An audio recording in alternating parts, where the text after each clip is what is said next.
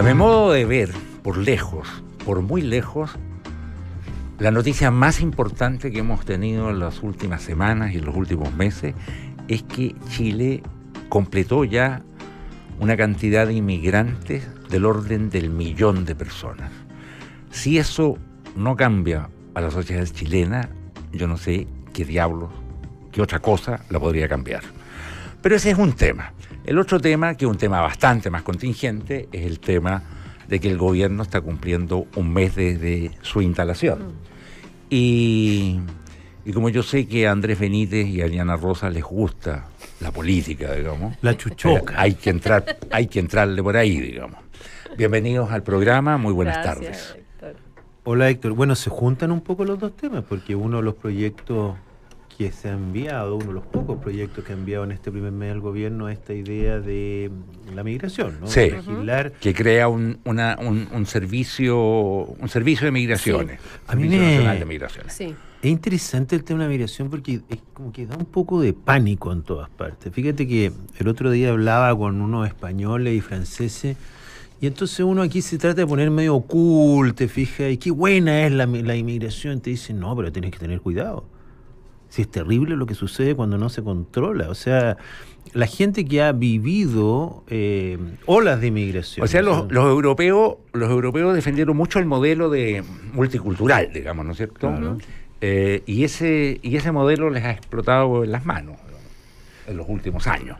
Claro. Y hoy día hay mucho europeo aterrado y refugiado en partidos xenófobos que quieren controlar el fenómeno. Cada vez más restricciones. Entonces esta idea peregrina de que, oye, que venga quien quiera, ya pasó de moda, parece. O sea, y eso que Chile alcanzó el 1.000.000, esa cifra dijiste tú, ¿no? Sí, el 1.000.000. Sí. Que es muy bajo en comparación, y este es un país que ha vivido la inmigración. A ver, pero no es tan bajo, 5%. No, es que Sí, nosotros es muy bajo respecto en a otros inmigración países. teníamos hasta hace, no sé, 10 años, no sé, menos del 1% de la población es inmigrante. Ha sido muy rápido, Es pero que lo bajo. notable aparentemente es el incremento, no tanto la cantidad de extranjeros, Es la porque velocidad. ahí siguen siendo Muy poco. pocos, ¿no? Pero la velocidad con Claro. que crece ha sido muy y dentro de rápida. los pocos, Ajá. los haitianos, que son tanto tema, son demasiado pocos, porque son menos del 10% del total, digamos. Sí, Hay pero, más Pero sin peruanos, embargo, crece muy pero rápido creció también. mucho. El año Bueno, pasado entró una cantidad Parece muy que se acabó importante. esta Los dos línea últimos 2 aérea años. LO Sí. se llama, y se acabó la inmigración haitiana. El otro día leía que se bajaba a la mitad porque los aviones esos ya no llegan. Sí. Bueno, y ahora este gobierno le está pidiendo visa, va a empezar a pedir Visas consulares que Visas tienen que consulares. pedirla en Puerto O sea, Príncipe. ya no puede llegar a Chile como estaban llegando un montón de gente. Por lo tanto, es una ley que empieza a restringir. Pero las personas que trabajan en temas de migraciones han planteado esta duda respecto de esta política, en el sentido de que las visas consulares de alguna manera fomentan el incremento de los ingresos irregulares, y que eso ha pasado, por ejemplo, con hay los mucha migrantes corrupción. dominicanos. Hay mucha corrupción en que las visas. entran por Sí, pasos no sí, habilitados. Ahora, estamos poniendo el acento hoy en la parte Dramática. en la parte menos interesante para mi gusto del tema de las migraciones, porque yo la verdad es que veo ahí una fuente de energía, de potencialidad, de riqueza, De colores. de colores para este país, digamos. Bueno, francamente, para el cual no estamos preparados. No estamos preparados, no tenemos un imaginario en el cual el fenómeno nos quepa. Yo creo que es muy, muy saludable lo que está ocurriendo, y creo que hay que darle tiempo, desde luego. Yo creo que los inmigrantes, en su gran mayoría, llegan con un empuje, con un deseo de superación, que no me cabe la menor duda que al cabo de corto tiempo los va a sacar a flotes. Obviamente va a haber un sector rezagado y un sector lastimado y un sector perdedor, pero yo creo que en lo grueso es una sangre, es un empuje que yo creo que a la economía chilena y a la sociedad chilena en general le sirve mucho. Mucho. Yo compartiendo eso y apreciando el valor de probablemente la creatividad que se incorpora al incorporar diversidad, creo que el tema no se puede mirar solo desde esa perspectiva, porque de algún modo pone todo el foco en la economía y una cierta utilidad de la migración. Y yo creo que... Yo no estoy hablando solamente de economía, estoy hablando también de la sociedad. Sí, yo entiendo, pero eso tiene puesto el foco en nosotros los receptores. Y yo creo que los cambios que estamos teniendo y estos movimientos de población a nivel mundial obligan a pensar no solo en los que reciben, sino particularmente en los que se mueven, ¿no? En los que llegan. En los que llegan, claro. Y que en ocasiones, y la mayoría de las ocasiones, una parte importante, no se mueven por propia voluntad, sino que de alguna manera son empujados a desplazarse, ¿no? Como ocurre con el caso de los migrantes venezolanos que estamos teniendo, de algún modo también con los inmigrantes haitianos. Pero y eso, no vienen forzados. No, pero mira... Pero yo diría que sí, ¿eh? Sí, forzados. O sea, yo creo que forzados no es por no obligados, pero ¿por qué vienen haitianos o venezolanos? Porque la situación de sus propios países es insostenible. Vienen a buscar... O sea, ¿por qué tú te quisieras mover de país?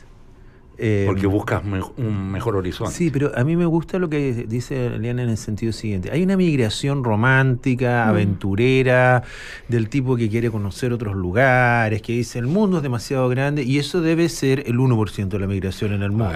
No. Y la otra es una migración, la de Europa es de miseria, ¿no es cierto?, de tratar de escapar de la muerte. Los venezolanos que llegan acá están llegando por la situación de Venezuela. ¿Por qué no se van a la Guyana? Porque este es un país atractivo para venir. Sin duda, y esa es una parte que no se puede obviar. No, pero las dos cosas no se puede obviar. Están viniendo a un país que en los últimos años ha sido un avión, en las últimas décadas ha sido un avión dentro de América Latina. Sí, pero eso es por qué eligen Chile. Pero ¿por qué vienen? Yo creo que Eliana dice, ¿por qué se desplazan en primer lugar? Entonces, claro, al imaginar nosotros nuestra política... Todas las inmigraciones se desplazan por eso. O por guerra. Sí, es verdad. Pues todas, pero por pobreza y por buscar horizontes. Sí, pero yo creo que el tema hoy día es que eso requiere de una respuesta que también es un poquito más global o comunitaria. No basta con respuestas estrictamente nacionales y políticas nacionales, sino que hay que mirarlo desde una perspectiva más global. Si uno mira Europa, lo que ha pasado con el desplazamiento de habitantes de países africanos, asiáticos, lo que ha pasado con la población siria, bueno, eso desafía a Europa completa, no a determinados países de Europa. Frente a esos desplazamientos, Europa no puede dar simplemente la espalda por las motivaciones que tienen esas personas. A mí, mira, me hace mucho sentido el concepto de una autora argentina que sin embargo trabaja en Estados Unidos, la Saskia Sassen, una socióloga, que ha trabajado mucho este tema de la migración y los desplazamientos poblacionales y habla de la categoría de las expulsiones, ¿no? Y entonces dice, en el último tiempo nos estamos enfrentando a este fenómeno de personas que son expulsadas por motivos indirectamente, ¿no? Metafóricamente, expulsadas por motivos políticos, económicos, medioambientales. Religiosos.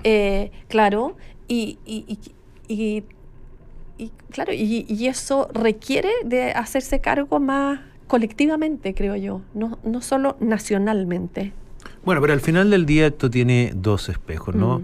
Como tú dices, puede ser una bendición para los países que reciben la migración, hay más diversidad, hay más talento. Piensa que Chile no tendría médicos si no fuera por los médicos que han llegado a otras partes. Y se estima que el déficit de médicos en Chile va a seguir creciendo mientras las mejores universidades tengan 50 que hubo para ser médico, te dije una cosa increíble. Claro, en Chile se educan... Las becas de especialidad parece son que como ahí dos... ese es un cuello de botella. O sea, Chile no subsistiría, el sistema público de salud no subsistiría si no es por los médicos extranjeros, que al principio eran ecuatorianos, pero como un médico ecuatoriano, ahora por favor, viste las fotos de la gente dando estos exámenes. El famoso EUNACOM. Hay ese lado bonito, pero por otro lado también es cierto, y tú lo dijiste, siempre las migraciones en general corresponden a desastres de alguna parte, ¿no es cierto? Ya sea climáticos, políticos, de guerra, de genocidio. Quizá esa aventura de conquistar el Far West americano, ¿no es cierto? Era una cosa mucho más bonita, ¿no? Claro. Más épica, pura. Más épica, era familia, un sueño. que les prometían, bueno, como fue los alemanes en Chile en un momento dado, cuando llegaron al sur, les prometían un terreno, ¿no es cierto?, para ir a conquistar. Pero de todas maneras ha sido un tema interesante de este primer mes de gobierno, que era el otro tema que íbamos a hablar, ¿o no? Sí, vamos a hablar de ese tema. Ya, pongámosle nota, vamos directo al grano.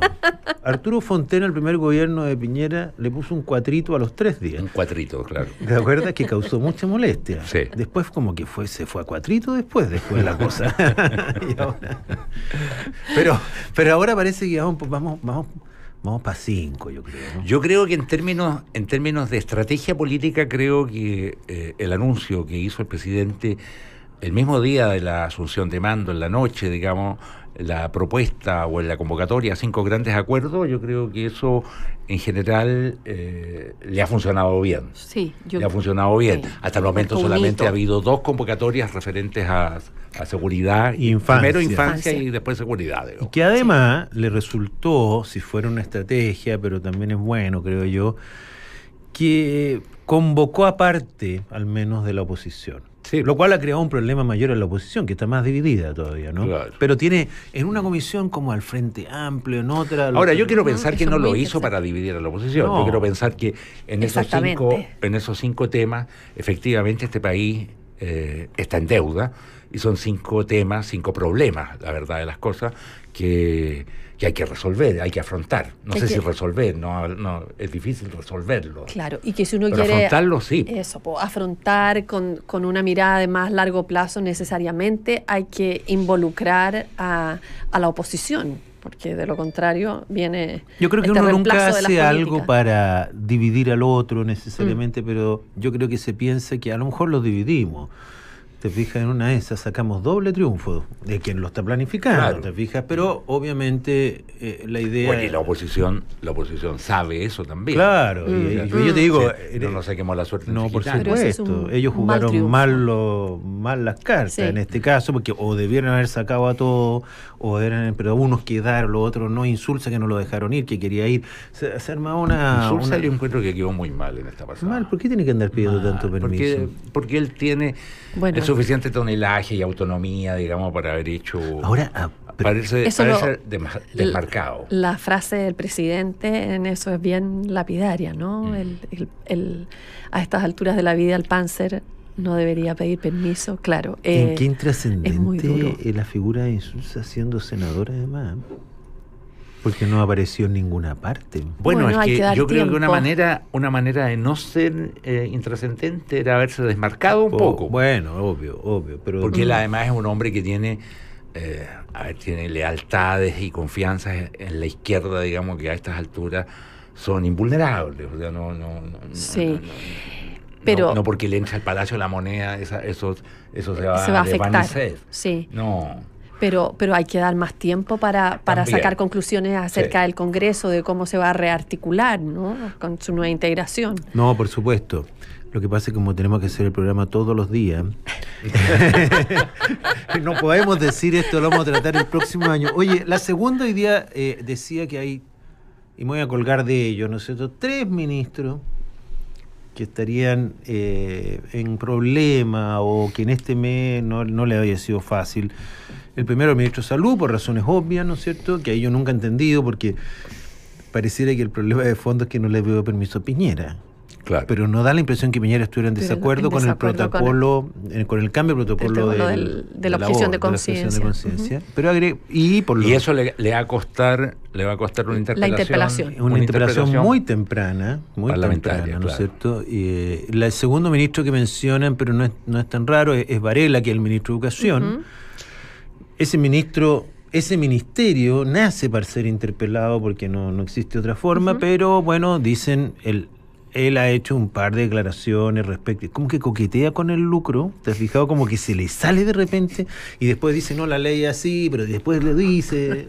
Le gusta bailar vals al filo del precipicio. Del precipicio. Filo del precipicio. Y justicia. bueno, es que después el tercero que mencionaba era Valente, el ministro de Economía, pero yo ese no lo entendí mucho, pero porque ha tenido algunas polémicas medias mediáticas, primero con Eizaguirre, y que como que no corresponderían a un ministro, pero bueno.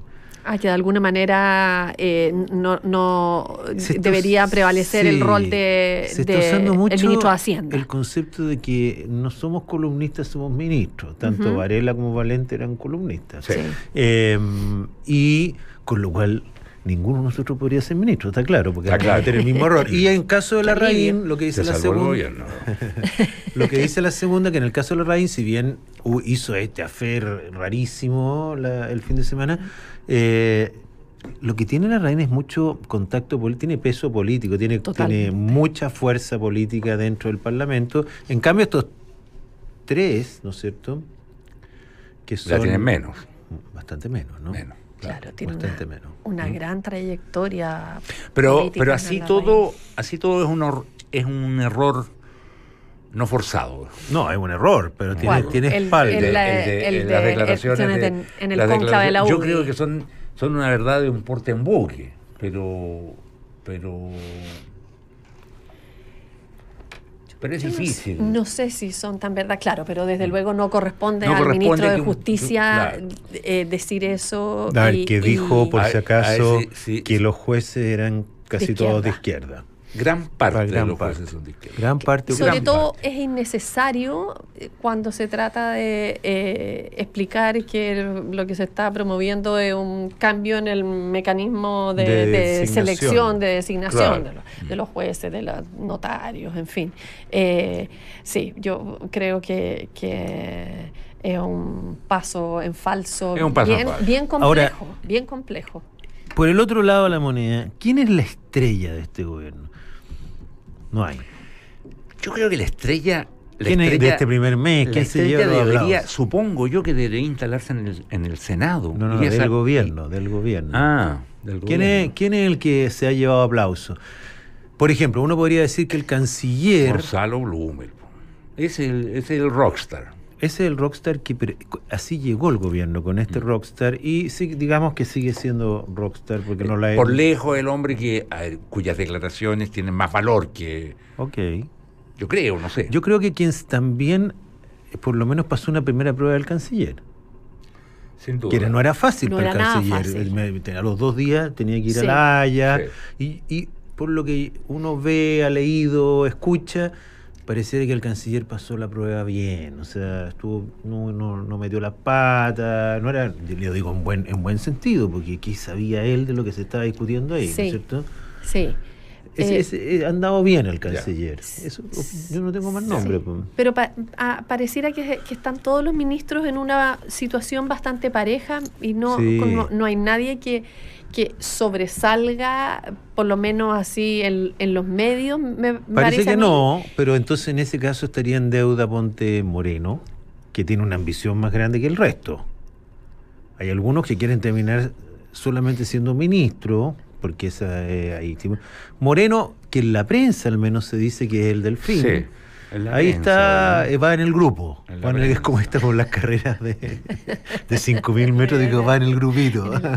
Claro. Sí, y a mí me ha llamado sí la atención que Andrés Chadwick ha tenido un rol un poco menos visible menos. Que en el primer gobierno de Piñera, me parece a mí. Es que está todo más apagado. Está todo más, sí. Bajó el volumen. Bajó el volumen, lo hablábamos el otro día, de que yo creo que la política está recuperando la sintonía que debe tener. Es decir, claro, Chadwick tiene mucho que decir cuando el gobierno de Piñera está en una crisis de organización política, con sus propios partidos, con las cosas de los estudiantes. En un momento muy álgido, Chadwick llega como un panzer y ordena las cosas, etcétera. Ahora está todo como... Pero tú tienes razón, Elian, no se ve como el... Ahora la gran relación con los articulador. partidos está mucho más ordenada. ¿Ah? Ahora la relación con los partidos está mucho más ordenada. Sí. Salvo respecto de esta discusión del proyecto de ley de identidad de género, Sí. donde ahí Ahí hay una primera una prueba, ¿eh? discusión que no tiene visos de amainar. De ceder, no. No, parece que ahí hay una cosa como que ahí se está jugando algo principal, o sea, no quiere ceder nadie. No sé por qué leí, ¿estoy incorrecto? Yo leí que el presidente ya dijo que no iba a legislar sobre la posibilidad de que los menores de 14 o mayores... Pues gran parte del problema de la ley de identidad de género es qué pasa, es sobre los menores. Ya, pero menores de entre 14 y 18. 18, ¿no es cierto? Pero eso él no lo ha todavía anunciado que va a hacer, ¿no? Sí, ya lo daba a entender Que no va a legislar sobre los 14 y 18. Sí, yo creo que sí. Va a abrir esa puerta. Sí, va a pero abrir esa es la que esa quiere... puerta con la autorización de los padres y con El consulta a un tribunal, registral, a un juez, sí. yo creo, pero no, y a un eso... médico. Ya, pero eso no es lo que alega la UDI, que no quiere que se haga eso, ¿no? Un sector de la UDI no le gusta eso, y un sector también de RN. En RN nos olvidamos, pero hay un sector bien duro en ese tema, por lo menos.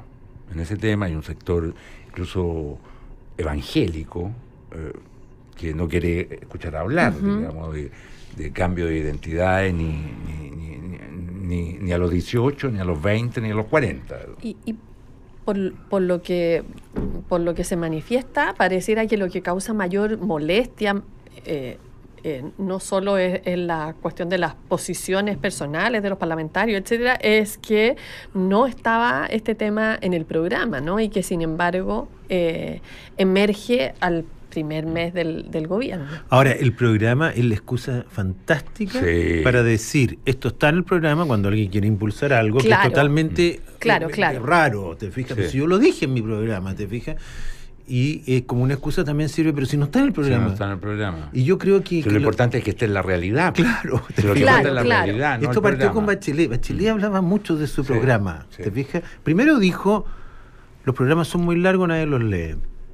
¿Te acuerdas cuando le preguntaban? Y terminó cuando Guillé ya dijo que iba a presentar su programa después de la segunda vuelta. ¿Te acuerdas que Guillé era bastante más práctico? Decía, ¿para qué? Si no hablemos de programa. Y Piñera tiene un programa bastante conciso, ¿sí? ¿No? Se ha devaluado Guilleo ya, ¿Ah? porque en un momento, cuando tú preguntaste qué figuras políticas se podían potenciar, se podían instalar en los espacios de gobierno, en los espacios de la oposición, en un momento parecía obvio que, o sea, estaba mandado a hacer que Guillé tuviera mayor peso en el Senado del futuro que lo que había tenido él en el pasado. Claro, pero parece que va a seguir siendo, no digo anecdótico, pero con poco peso. Sí, no hay una figura muy relevante. Ahora, el que, a propósito, que está en una condición parecida, me parece que Manuel José Osandón sí se ha mantenido relativamente vigente. Sí. Es como... Manuel José Osandón es como un referente de la derecha, ¿te has fijado? Como que depende de lo que diga Manuel José. De lo que él llama la derecha social. Claro, entonces ahora dijo, no sé si viste esta polémica porque le preguntaron si él calificaba a la actriz esta transgénero, ¿cómo se llama? Daniela Vega. Daniela Vega, la mujer fantástica como mujer o hombre. Y Manuel José Osandón dijo, yo no me meto en esas cosas, como que cada uno es lo que quiere hacer, y dijo, yo quiero avanzar y toda la cosa. Entonces como que dicen, Manuel José Osandón dio el vamos para esto. Es como que él le tira la puerta de la derecha para que... Yo le pondría fichas hoy a la figura de Francisco Huenchumilla. Yo le pondría ficha porque... A la AEC. En la democracia cristiana, sí. Y en el Senado en general, porque yo creo que puede terminar liderando esa bancada. No sé, se me ocurre. Aun cuando es un tipo, un tipo a veces muy pasional, puede ser muy errático en ese sentido, pero sin duda que es una figura que tiene peso. Sí, y podría adquirir más peso en el contexto de la discusión sobre la Araucanía, que todavía no se ha abierto del todo. Sí. O sea, no se ha abierto. Pero se anunció el cambio de la ley antiterrorista también, pues, ¿no? Y está anunciado este acuerdo. Eso entra más bien en seguridad, yo encuentro. No, pero eso va dirigido directo ahí a esa cuestión. Pues, ¿cuándo se decreta que una cosa Ese fue un error del gobierno, para mi gusto. ¿Anunciar eso? Anunciar eso en la Araucanía. Claro, salvo que no haya sido un error. O sea, puede ser un error, pero fue un error voluntario. Un error deliberado. Una acción deliberada. Yo creo que fue un error, pero sí. Oye, perdón, pero... Por muy deliberado que sea, no deja de ser error. A propósito de gente que estuvo presente, ¿qué será de Andrés Velasco? ¿Que estuvo presente en qué? No, que hace poco eran actores políticos muy relevantes. Qué increíble como uno de gente que entra, sale, porque podría... Yo siempre pensé que Andrés Velasco se hubiera cruzado un poco la línea. De hecho, acuérdate que se vinculó su movimiento Ciudadanos, ¿no es cierto? Uh-huh. Parte de sus miembros apoyaron a Piñera. Se vincularon con Lili Pérez. ¿no? Ahí se desdibujó un poco el pero naipe. Andrés Velasco podría transitar un poquito hacia lo que es Evópolis hoy día. Sin duda. Y hubiera sido una figura muy importante, creo yo, porque tiene los méritos, una cuestión como... Sí, porque al otro lado no lo quieren. Al otro lado no lo quieren. Y yo creo que la derecha quiere mucho a Andrés Velasco. Y él no quiere nada a la derecha. No, es raro, ¿ah? Sí, no. Uno siempre quiso a quien lo odia, no a quien no lo pesca, no digo lo odia. Pero así es la vida, güey. La vida sí tiene los grandes desencuentros. El látigo de la indiferencia. El látigo de la indiferencia. Desconéctate con Banchile Inversiones. Monitorea tus inversiones cuando y donde quieras a través de la aplicación Mi Inversión. Banchile Inversiones, soluciones digitales para optimizar tu tiempo. No se vaya de la sintonía de Radio Duna porque a continuación viene información privilegiada al cierre y enseguida sintonía crónica junto a Bárbara Espejo y Gonzalo Pavón. Tenemos que agradecer la participación de Eliana Rosas y Andrés Benítez en esta edición del programa. Nos encontramos mañana jueves aquí en Terapia Chilense, en Radio Duna. Muy buenas noches. Buenas noches. Buenas noches.